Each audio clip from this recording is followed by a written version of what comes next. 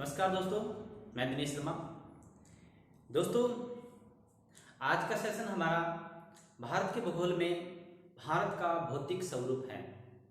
दोस्तों, आज की वीडियो में हम पढ़ने वाले हैं भारत का भौतिक स्वरूप। और हमने इससे पहले भारत के भूगोल में सबसे पहले हमने पॉइंट लिया था भारत का सामान्य परिचय। सामान्य परिचय हमारा कंप्लीट हो गया था। अब नया पॉइंट हमारा लिया भारत का भौतिक स्वरूप, जो परीक्षा की दृष्टि से बहुत ही इंपॉर्टेंट पॉइंट है। और यहाँ से अगर भारत के भूगोल में से क्वेश्चन आता है तो यहाँ से क्वेश्चन एक दो क्वेश्चन जरूर आ जाता है। तो दोस्तों, ये वीडियो आप अच्छी तरह से देखना है और जो ज्योग्राफी में इंटरेस्ट रखते हैं उन बच्चों तक ये वीडियो पहुंचाएं। और यह वीडियो सभी प्रकार की परीक्षाओं के लिए लाभदायक रहेगा। तो चलिए दोस्तों, हम आज शुरू करते हैं। पॉइंट का नाम है भारत का भौतिक। देखिए, भारत को भौतिक दृष्टि के अनुसार 6 भागों में बांटा गया। भारत को भौतिक भूभाग के अनुसार 6 भागों में। अब मैं आपको बता दूं सबसे पहले, बताने से पहले, कि भौतिक यानी कि भूभाग, यानी कि किसी क्षेत्र का भूभाग, उसे पर्वत, पहाड़ और ये आपका मैदान और मरुस्थल और आपका तटीय क्षेत्र हो गया, और उनके अनुसार इसे कितने भागों में भारत को बांटा गया है, यानी कि इस भूभाग को कितने भागों में बांटा गया है। तो हमारे भूभाग को, हमारे भारत को 6 भागों में बांटा गया है। हमारे भारत को 6 भागों में बांटा गया है। कितने भागों में बांटा गया है? 6 भाग। तो ये अगर आपसे सिंपल सा क्वेश्चन पूछा जाए कि भारत के भौतिक स्वरूप के अनुसार भारत को कितने भागों में बांटा गया है, तो 6 भागों में बांटा गया है। सबसे पहले 1 नंबर पे अगर मैं बात करूं तो नाम रहेगा उत्तरी पर्वतीय प्रदेश।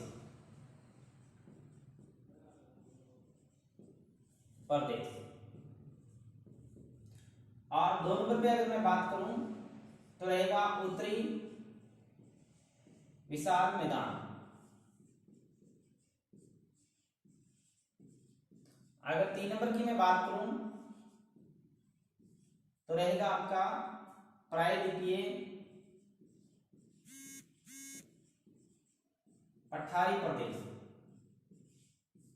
4 नंबर की अगर बात करूं तो रहेगा आपका तटीय प्रदेश।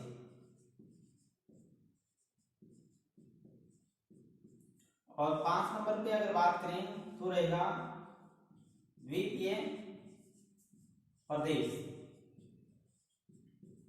और 6 नंबर पे रहेगा आपका मरुस्थलीय प्रदेश।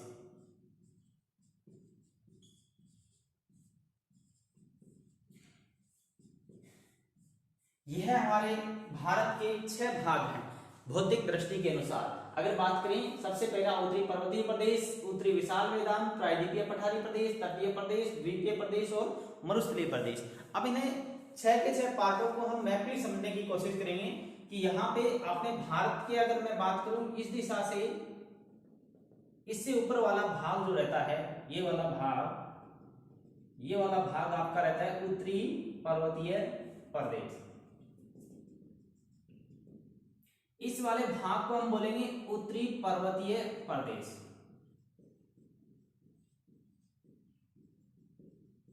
इसका नाम उत्तरी पर्वतीय प्रदेश क्यों पड़ा? क्योंकि यहां पर आप सभी को पता होगा एक विश्व की सबसे ऊंची पर्वत श्रृंखला है जिसका नाम है हिमालय। हिमालय जो आपके भारत के उत्तर दिशा में है, तो यह श्रेणी उत्तर दिशा में पूर्व से पश्चिम की ओर फैली हुई है, जो जम्मू कश्मीर, लद्दाख हो गया, और यहाँ पर उत्तराखंड, हिमाचल और उत्तर प्रदेश, बिहार, सिक्किम, अरुणाचल प्रदेश, इन राज्यों में फैली हुई है। इन राज्यों में यह फैली हुई, यह क्षेत्र पूरा का पूरा क्षेत्र पर्वतीय क्षेत्र है, तो इसलिए इस क्षेत्र का नाम क्या रखा गया? उत्तरी पर्वतीय प्रदेश। उत्तरी पर्वतीय प्रदेश को हम हिमालय पर्वतीय प्रदेश भी कह सकते हैं, हिमालय प्रदेश भी कह सकते हैं। तो यहाँ पे सबसे पहला पॉइंट हमारा क्या है? उत्तरी पर्वतीय प्रदेश। और उसके बाद में जस्ट इसके नीचे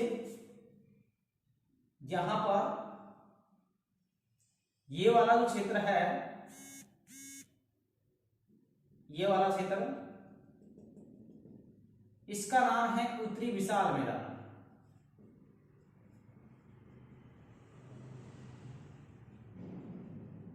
उत्तरी विशाल मैदान। उत्तरी विशाल मैदान उत्तरी पर्वतीय प्रदेश के जस्ट नीचे वाला भाग है। यह क्षेत्र जो है इसी पर्वतीय क्षेत्र की ही देन है, यानी कि इस उत्तरी पर्वतीय प्रदेश से, यानी कि हिमालय से जो आने वाली नदियां हैं उनके गांठ, उनके अवसाद से ही ये क्षेत्र का निर्माण हुआ है। और आप सभी को पता है मैदान का निर्माण जो करती है वो नदियां ही करती है, नदियों के द्वारा ही मैदान का निर्माण होता है। तो यहाँ पर जो आपकी गंगा नदी, यमुना नदी और बहुत सी नदी, कोसी नदी और बहुत सी सारी नदियां हैं, काली नदी हो गई, तो ये सारी नदियां जो क्या है उत्तरी हिमालय को काट कर यहाँ पर बिछा दिया और ये पूरा का पूरा क्षेत्र आपका क्या बन गया, उत्तरी विशाल मैदान बन गया। इस मैदान को हम रीढ़ की हड्डी बोल सकते हैं भारत की, क्योंकि सबसे ज्यादा जो पैदावार होती है वो इसी क्षेत्र से भारत में होती है। तो ये आपका उत्तरी विशाल मैदान। उसके बाद में जस्ट हम इसके नीचे देखेंगे तो ये वाला जो क्षेत्र है, ये है क्षेत्र, यह क्षेत्र है प्रायद्वीपीय पठारी प्रदेश। देखिए इस प्रदेश का नाम प्रायद्वीप क्यों पड़ा, क्योंकि यह एक प्रायद्वीप के ऊपर है, ये पूरा का पूरा एक प्रायद्वीप है। आप सभी को पता है कि भारत के इस दिशा में यहाँ पर और ये वाला पूरा का पूरा क्षेत्र क्या है, हिंद महासागर का क्षेत्र है। इसे हम बोलते हैं बंगाल की खाड़ी और इसे बोलते हैं हम अरब सागर। और ये दोनों के दोनों किसके भाग हैं, ये हिंद महासागर के भाग है। किसके भाग हैं, हिंद महासागर। और अब देखो प्रायद्वीप का मतलब होता है कि वह भूभाग जो जल से तीनों ओर घिरा हो और एक साथ एक दिशा में वो स्थल से घिरा हो, तो वह क्या कहलाता है, प्रायद्वीप कहलाता है। तो हमारा ये प्रायद्वीपीय क्षेत्र है पूरा का पूरा, तो हम इसे प्रायद्वीपीय पठारी प्रदेश कहेंगे। और ये पूरा का पूरा क्षेत्र दक्षिण का भाग हमारा क्या है, पठार है। पठार होने के कारण इसका नाम क्या पड़ा, प्रायद्वीपीय पठारी प्रदेश। उसके बाद में इसी के पास में ये जो समुद्र के पास का जो क्षेत्र होता है इसे हम बोलते हैं तटीय प्रदेश। यह वाला क्षेत्र क्या कहलाया हमारा, तटीय प्रदेश। तट के बिल्कुल पास, यानी कि पानी के जस्ट पास में जो भूमि होती है वो तट कहलाता है। इसका निर्माण नदियों व समुद्र के द्वारा किया गया है। तो यह क्षेत्र तटीय प्रदेश कहलाएगा। हमारा 1 नंबर पे उत्तरी पर्वतीय प्रदेश, 2 नंबर पे उत्तरी विशाल मैदान, 3 नंबर पे प्रायद्वीपीय पठारी प्रदेश, 4 नंबर पे तटीय प्रदेश और 5 नंबर पे हमारा रहता है यहाँ देखिए कि अरब सागर और बंगाल की खाड़ी में छोटे छोटे द्वीपों की संख्या बहुत सारी है। तो उन द्वीपों को अगर देखें तो उनमें से मुख्य द्वीप रहते हैं, एक तो रहता है अंडमान निकोबार और एक रहता है लक्षद्वीप। यहाँ पे अंडमान निकोबार है, निकोबार, और यहाँ पे है लक्षद्वीप। यह वाले क्षेत्र जो है ना द्वीप वाले क्षेत्र को ही बोल दिया द्वीपीय प्रदेश, द्वीपीय प्रदेश। और द्वीपीय प्रदेश के बाद में अगर बात करें तो यहाँ पे ये जो बचा हुआ है ये वाला क्षेत्र, यह क्षेत्र क्या है, राजस्थान में एक मरुस्थल है, थार का मरुस्थल, जो आपका यहाँ पंजाब, हरियाणा, राजस्थान और गुजरात में फैला हुआ, उसे हमने नाम दिया मरुस्थलीय प्रदेश। मरुस्थलीय प्रदेश ये नवीन भाग बना हुआ है, नवीन भाग बोल सकते हैं क्योंकि पहले इसे मैदानी क्षेत्र में ही माना जाता था। तो यहाँ पर हमने भारत को भौतिक दृष्टि से अनुसार 6 भागों में बांट दिया है, जिसमें हमने मुख्य मुख्य भागों की चर्चा की है। जिस तरह से सबसे पहले उत्तरी पर्वतीय प्रदेश, उसके बाद में उत्तरी विशाल मैदान और उसके बाद में प्रायद्वीपीय पठारी प्रदेश, तटीय प्रदेश और द्वीपीय प्रदेश और मरुस्थलीय प्रदेश। ये हमारे भौतिक दृष्टि से 6 जो भाग है, इंपॉर्टेंट भाग है। यहाँ पर हम इनको अलग अलग पढ़ेंगे। जिस तरह से हम सबसे पहले पढ़ने वाले उत्तरी पर्वतीय प्रदेश जो हिमालय हमारा है उसे पढ़ेंगे और हिमालय में देखेंगे कि क्या क्या खास बात है और वहीं से जो क्वेश्चन आते हैं उनके बारे में बात करने वाले हैं। तो दोस्तों हम आगे बढ़ने से पहले देखिए जिस पॉइंट का नाम ले रहा हूं मैं, आप इसका स्क्रीनशॉट ले सकते हैं।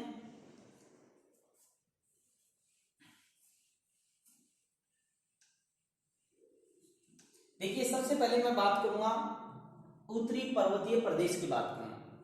अब किसी पॉइंट को पढ़ने से पहले देखो मैं सबसे पहले इसके बारे में बेसिक बातें नहीं पढ़ूंगा, पहले इसका निर्माण देखूंगा कैसे हुआ था। यानी कि उत्तरी पर्वतीय प्रदेश जो हिमालय हमारा है, मैं यहाँ पे बार बार में हिमालय का नाम लूंगा, यानी जो हिमालय जो क्षेत्र है इसका निर्माण कैसे हुआ उसके बारे में हम जानकारी लेंगे पहले और उसके बाद में इसकी बेसिक बातों के बारे में जानकारी लेंगे। यानी कि जो हिमालय है हमारा, उसका निर्माण कैसे होता है देखिए।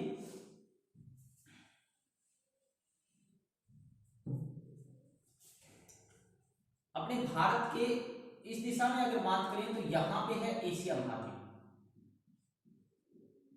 एशिया महाद्वीप। और उसके बाद में यहां पे अगर बात करें, यहां पे रहता है यूरोप महाद्वीप। और उसके जस्ट बाद अगर मैं बात करूं तो यहां पे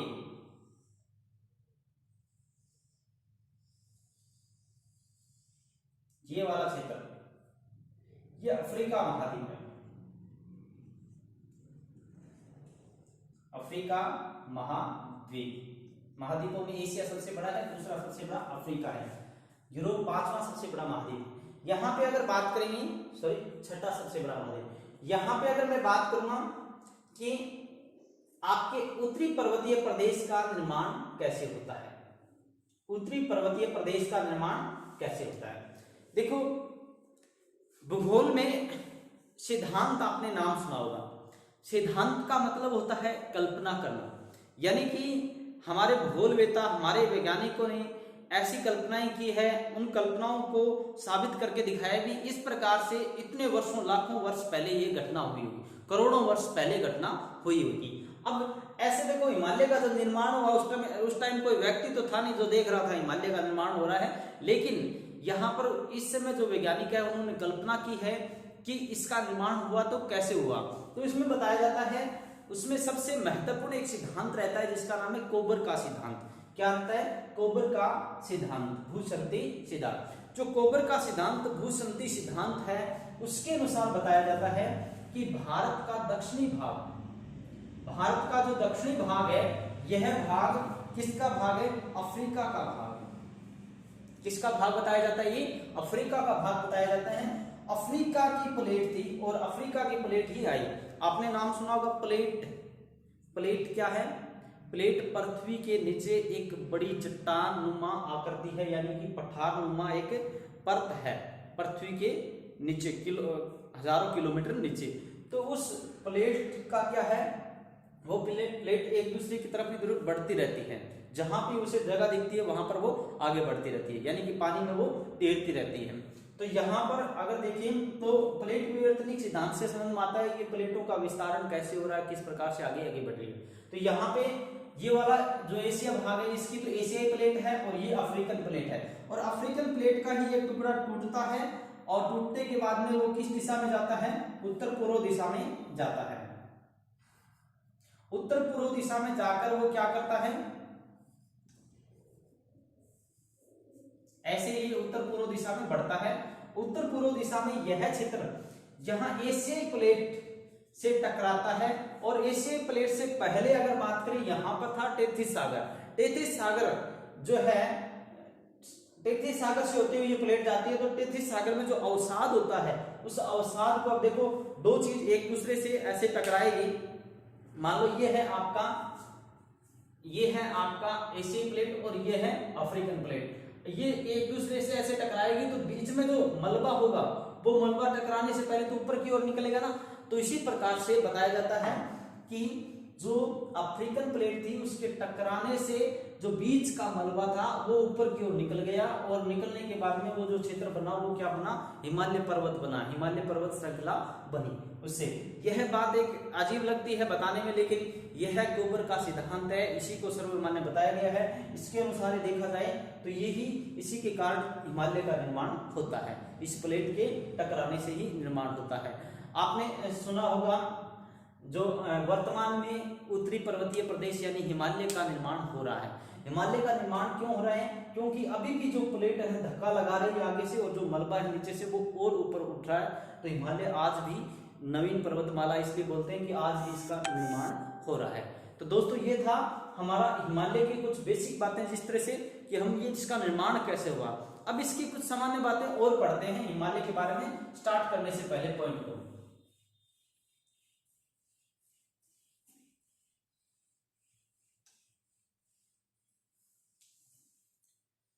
मैं यहाँ पर उत्तरी पर्वतीय प्रदेश के बजाय मैं नाम लूंगा यहाँ पर हिमालय पर्वतीय प्रदेश।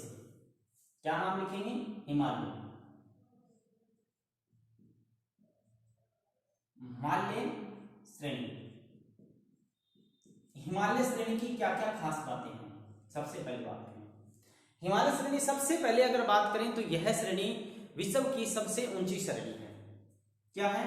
विश्व की सबसे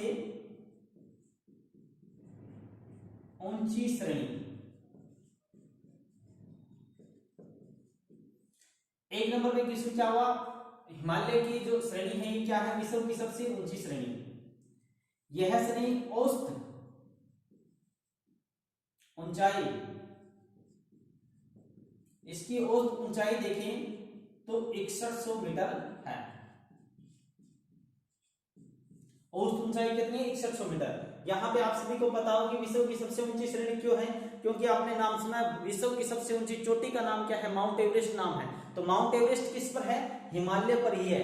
हिमालय पर कहाँ है? नेपाल में है। नेपाल में 8848 मीटर की ऊंचाई पर जो श्रेणी है, चोटी है जो है, उसका नाम क्या है? माउंट एवरेस्ट है। जो किसका भाग है? हिमालय का ही भाग है। इसलिए सबसे ऊंची पर्वत श्रृंखला भी कौन सी होगी? हिमालय होगी। इसकी औसत ऊंचाई कितनी है हिमालय की? 6100 मीटर आएगी। उसके बाद में अगर मैं क्षेत्रफल की बात करूं, क्षेत्रफल की बात करें तो यह इसका क्षेत्रफल है 5 लाख वर्ग किलोमीटर।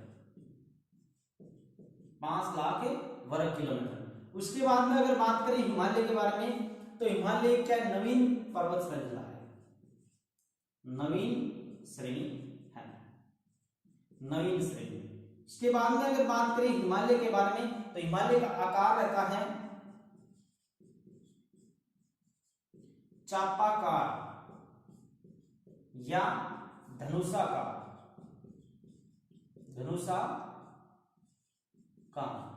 चापाकार या धनुषाकार, यानी कि आकृति इस प्रकार से है कि एक प्रकार से ऐसे मानो कि किसी ने चाप खींचा हो। चाप का मतलब प्रकार से चाप बनाया हो, और उसी प्रकार से धनुषाकार यानी धनुष की आकृति में ये फैली हुई है। तो ये आपका आकृति रहेगी इसकी। और उसके बाद में अगर बात करें हिमालय के बारे में तो हिमालय जो पर्वत श्रृंखला है विश्व की तीसरी सबसे लंबी पर्वत श्रृंखला है। यहाँ पर मैं दो बातें और करना चाहूंगा साथ में कि हिमालय से पहले अगर मैं बात करूं विश्व की सबसे लंबी पर्वत श्रृंखला कौन सी है तो नाम किसका आता है? एंडीज का नाम आता है। किसका नाम आता है? एंडीज का, एक नंबर पे। 2 नंबर पे किसका नाम आता है? रॉकीज का नाम आता है। और 3 नंबर पे किसका आता है? हिमालय का नाम आता है। अब आप सभी को पता है हिमालय सबसे लंबी, एंडीज सबसे लंबी पर्वत श्रृंखला है जो कहां पर है? दक्षिणी अमेरिका में, दक्षिणी अमेरिका में।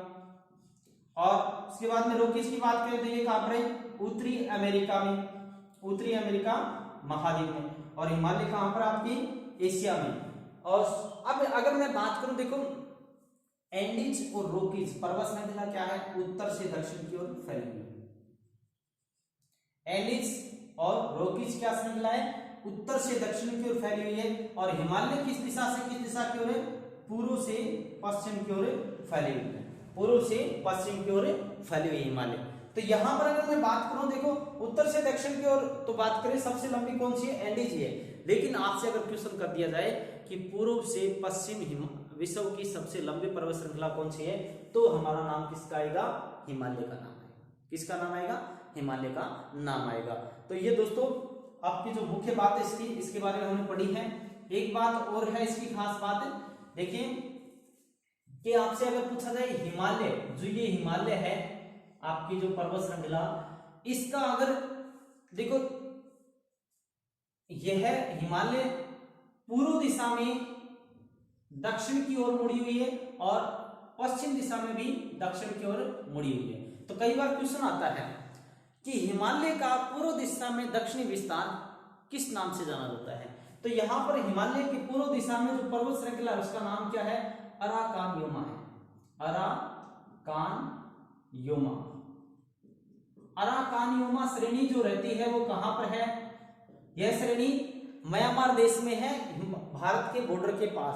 तो यह श्रेणी जहां हिमालय खत्म होता है वहां से दक्षिण की ओर फैली हुई है, तो इसे क्या बोला जाता है? हिमालय का पूर्व दिशा में दक्षिणी मोड़। इसी प्रकार से हिमालय का अगर पश्चिम दिशा में दक्षिणी मोड़ की बात करें तो यहां पर कुछ श्रेणी है। एक तो नाम है हिंदुकुश पर्वत, हिंदुकुश पर्वत। एक नाम है धौलाधार श्रेणी, हिंदू कुश पर्वत हो गया, और भी बहुत सारी श्रेणियां हैं यहाँ पे जिसका जो पूर्व पश्चिम दिशा में फैली हुई है। तो इन श्रेणियों को क्या बोला जाता है? हिमालय का पश्चिम दिशा में दक्षिणी मोड़ कहा जाता है। तो यहाँ पे सुलेमान हो गया, किरदर हो गया, आज और भी पर्वत है बहुत सारे। तो उन सुलेमान और किरदर आपके पाकिस्तान में रहते हैं, और हिंदू कुश पर्वत कहाँ पर रहता है? अफगानिस्तान में रहता है। इन्हें हम क्या बोलेंगे? पश्चिम दिशा में दक्षिणी मोड़। तो ये चीज आपको ध्यान में रखनी है। और उसके बाद में और क्या बात करें, यहाँ पे विश्व ये सबसे ऊंची श्रेणी हो गई, और विश्व की पूर्व से पश्चिम सबसे लंबी श्रेणी हो गई। तो यहाँ पे ये जो मुख्य बातें हमने इसके बारे में लगभग पढ़ ली है। अगर हिमालय को बोले किसका अवशेष है, अवशेष किसका? ये टेथी सागर का अवशेष बताओगे। और भी जो है ना मुख्य बातें, जिस तरह से मैं अगर बात करूं हिमालय की, तो हिमालय पूर्व दिशा में यहाँ पर अपने राज्यों में कुछ फेमस जगह, जिस तरह से अरुणाचल प्रदेश हो गया, नागालैंड हो गया, मणिपुर हो गया। नागालैंड में इसे मणि पहाड़ियों के नाम से जाना जाता है, और मणिपुर में मणि पहाड़ी के नाम से जाना जाता है, और अरुणाचल प्रदेश में पटगोईगुम पहाड़ी के नाम से भी इसे जाना जाता है। तो यानी कि बहुत सारी इसकी और भी बहुत सारी खास बातें हैं जो हम नेक्स्ट वीडियो का जो पॉइंट बनाएंगे वो किस तरह से बनाएंगे कि हिमालय का हम दो प्रकार से वर्गीकरण करेंगे। हिमालय का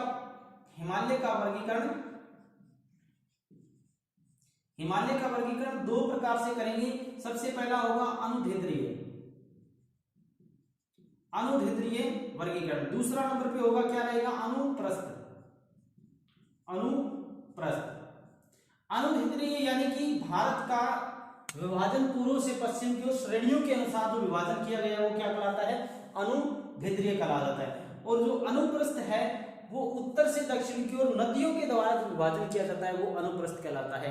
तो हमारा क्वेश्चन यहां से भी आया था एक दो परीक्षाओं में, तो ये वाला भी पॉइंट हम पढ़ने वाले हैं और ये भी हम पढ़ने वाले हैं। तो अनुदैर्ध्य जो विभाजन है हिमालय का वो चार प्रकार से किया गया है। सबसे पहले आपका रहेगा यहाँ पे ट्रांस हिमालय, उसके बाद में वृद्ध हिमालय, मध्य हिमालय, शिवालिक हिमालय। इनको हम डिटेल से नेक्स्ट वीडियो में पढ़ेंगे। तब तक के लिए ये वीडियो आप अच्छी तरह से नोट कर ले और ये मैप बनाकर अच्छी तरह से देख ले। अगर ये मैप आपको अच्छी तरह से याद हो गया तो बहुत सारा पॉइंट आपका क्लियर वैसे ही हो जाएगा। तो दोस्तों अगर ये वीडियो देखो अच्छा लगा हो आपको तो वीडियो को लाइक जरूर करें, वीडियो को शेयर करें, और कमेंट के माध्यम से आप हमारे से क्वेश्चन सवाल पूछ सकते हैं, जानकारी ले सकते हैं। कोई भी अगर हमारे से जानकारी छूटती है तो आप उसका आंसर हम कमेंट के माध्यम से आपको जरूर देंगे। और यह वीडियो बहुत ही इंपॉर्टेंट है। यह लेसन आपका जो भारत का भौतिक स्वरूप है आपको कंप्लीटली कोई नहीं पढ़ाता है, यह आपका कंप्लीट होगा यहाँ पर। तो ये ज्यादा से ज्यादा बच्चों तक पहुंचाया जाए, जिससे क्या है कि घर बैठे बच्चों को भी इसका अच्छी तरह से लाभ मिले। और आपको ये तरीका जो पढ़ाने का है यह तरीका सबसे बेस्ट है। इसी तरीके से आप याद करोगे तो लंबा याद रहेगा। तो वीडियो को आप जरूर शेयर करें और चैनल को आप अपना चैनल को जरूर सब्सक्राइब करें। थैंक यू, धन्यवाद।